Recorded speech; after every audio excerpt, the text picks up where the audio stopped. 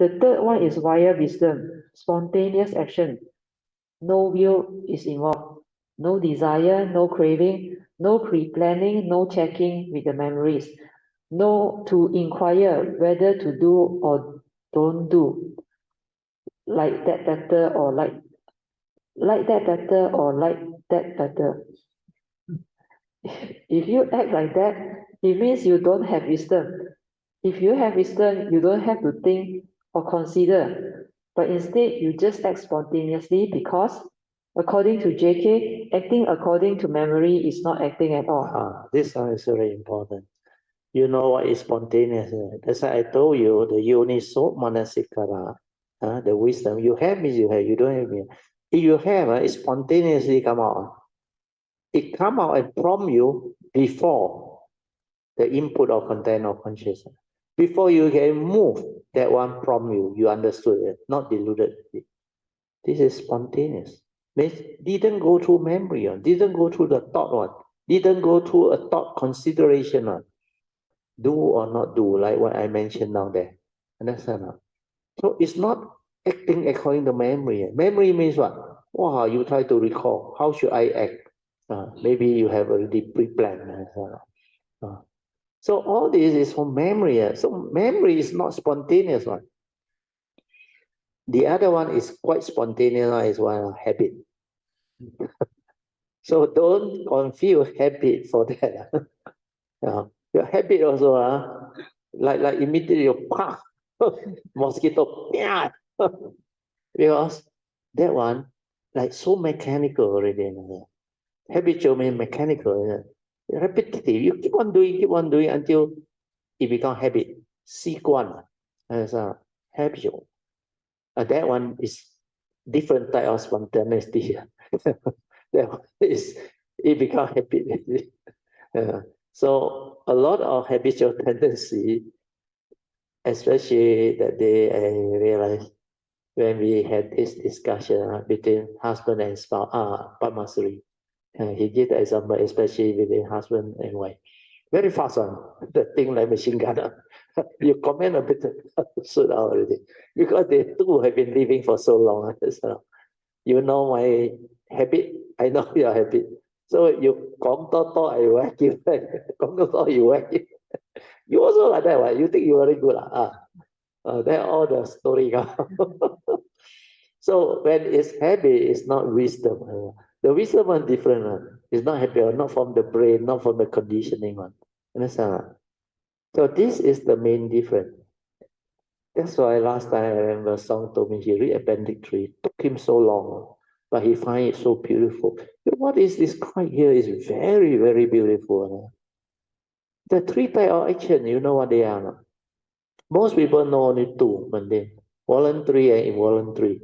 That's all. Voluntary means you will it, you want to do. But the involuntary, you remember the biology teacher, you fold your knee up. When you hit the nerve here, the leg kick without you doing anything. Then you realize, how come my leg like that? Because these are your nerves respond. So all this is what the teaching is all about. But there is another type, spontaneous one. They don't know. These are cultivators who have the wisdom. They will know. That's why this one, in the Abhidhamma, they call it prompt and unprompted. But they never use the word spontaneous. It's spontaneous. Spontaneously arise to prompt you. That's why Abhidhamma use the word prompt. Prompt or unprompt. So like the dana, you make offering, or you do generosity.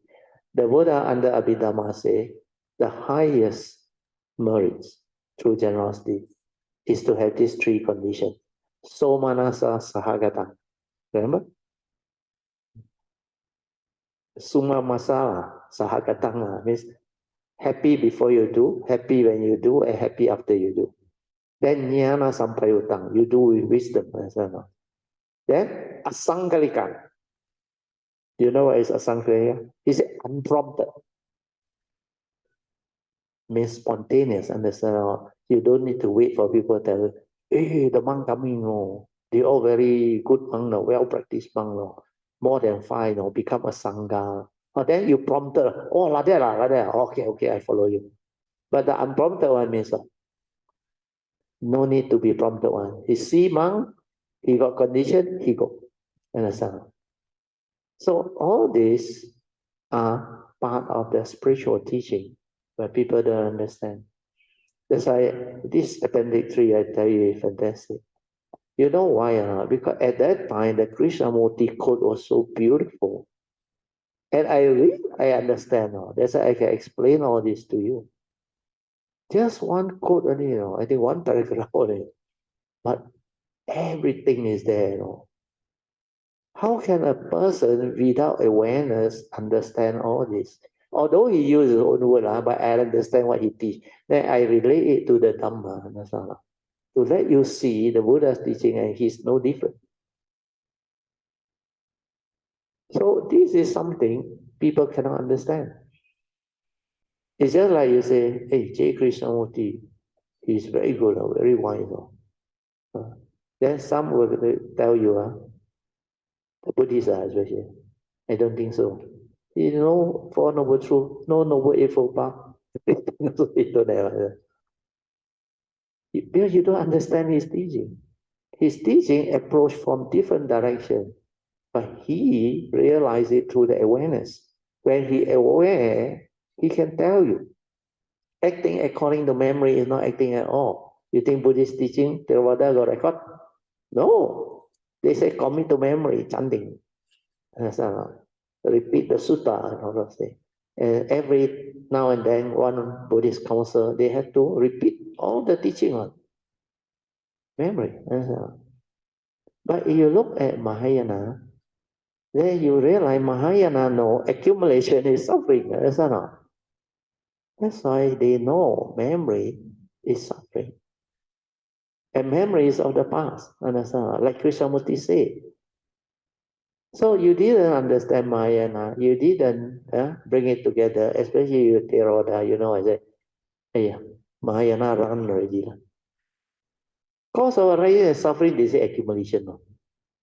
You accumulate wealth, cause me suffering. No? Now they go and talk. When you don't understand, you simply say things. And very dangerous. But they don't know what they mean by accumulation.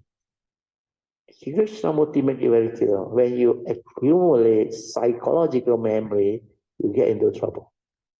Normal memory is okay. Mechanical memory is okay because you have to remember things.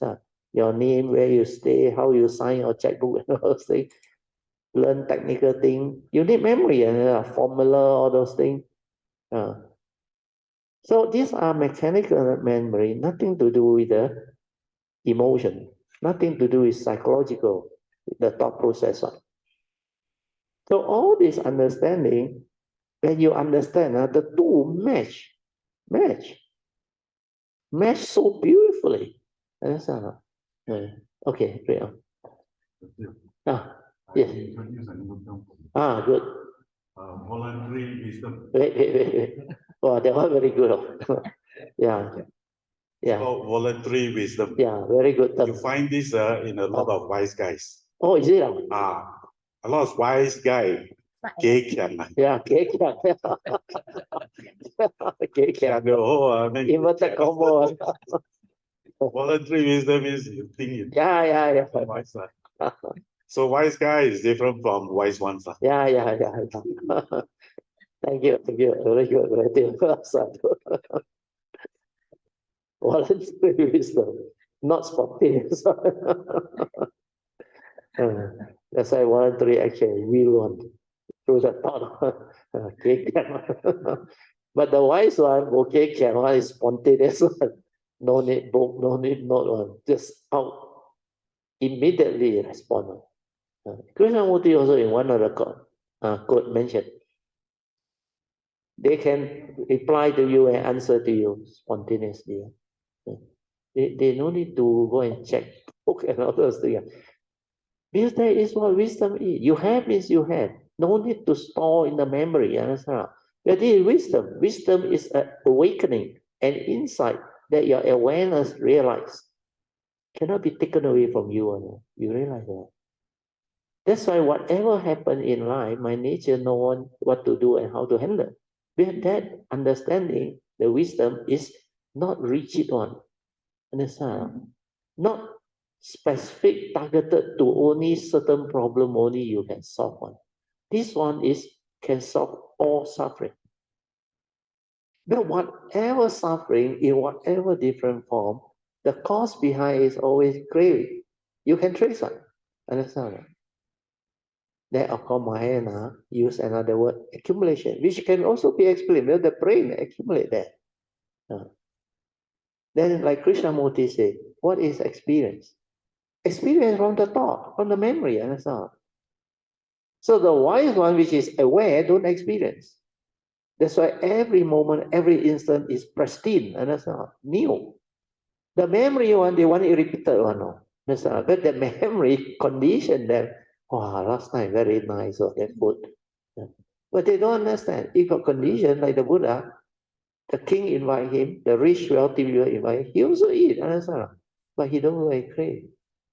He don't go and purposely tell Ananda, hey, last night, that place we went to, or the last dana, very nice. Or where they bought, you go and buy for me. And then, if like that is, so it is condition arising through condition, like somebody want to make offering, then ask Ananda. And then it's different. Like you all know my habit, Hamifa motorcycle must read that day by. So let's say he go and ask Ananda. Ananda, you want to make offering to him. He like this type of food, and you go there and buy. Then is okay, understand? But there is condition, but this person voluntarily say he want to go, dana, offer. So you do. That's why got condition, you do. With understanding, you do. Otherwise, it become craving. But you keep on through memory, you recall. Wow, they're very nice. So this is what mundane mind, memory is all about. That's why this one will create comparison. Memory let you compare. Then comparison, you certain craving. Your craving will want the good one. Reject the not good one.